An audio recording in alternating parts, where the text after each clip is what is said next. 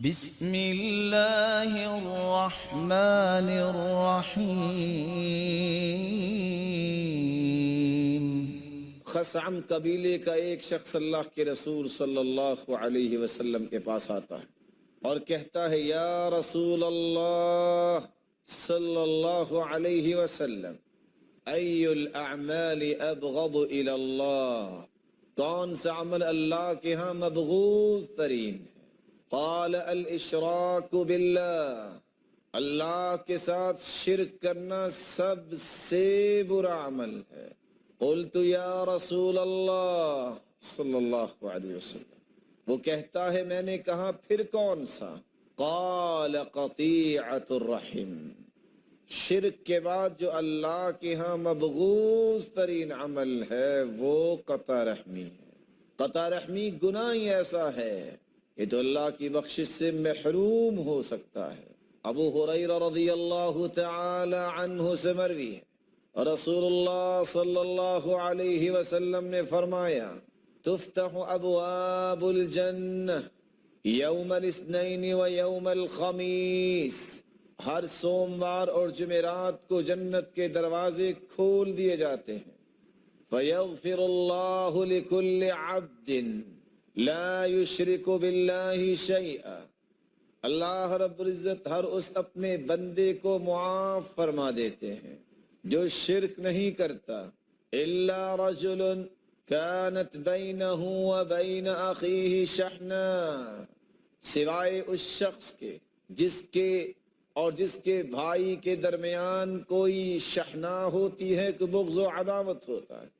فیقال، ان کے بارے میں کہا جاتا ہے، انظروا هذین حتی یصطلحا، ان دونوں کے اعمال کو میرے سامنے پیش ہی نہ کیا جائے جب تک یہ آپس میں صلح نہیں کر لیتے۔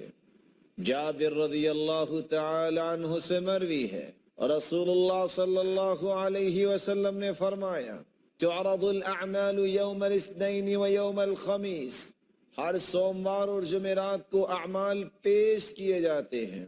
فمن مستغفر فیغفر لہ، کتنے ہی بخشش مانگنے والے ہوتے ہیں ان کو بخشش مل جاتی ہے۔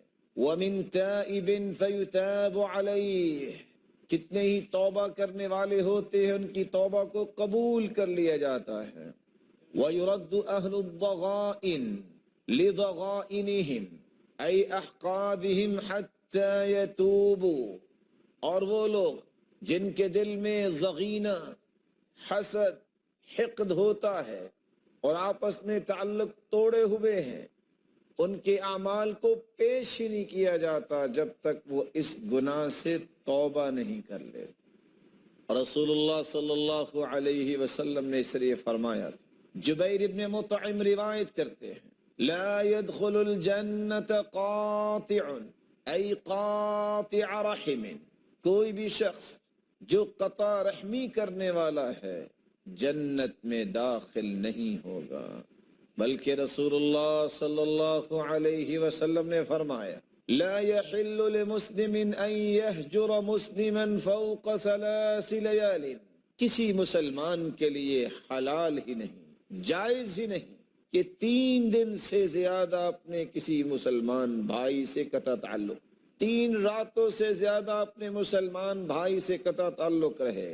فإنہما ناکبان عن الحق، اگر وہ 3 دن سے زیادہ ناراض رہتے ہیں تو دونوں ہی حق سے دور ہونے والے ہیں، جب تک وہ اس جھگڑے پہ رہیں گے حق سے دور رہیں گے۔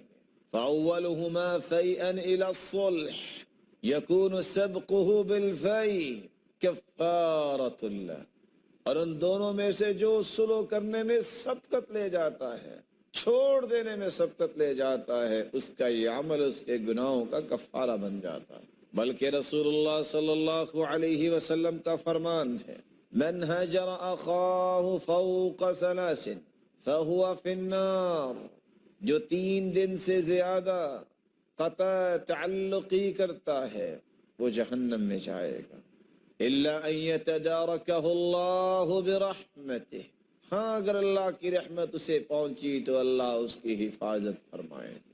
اللہ رب العزت ہمیں قطع رحمی سے بچائے۔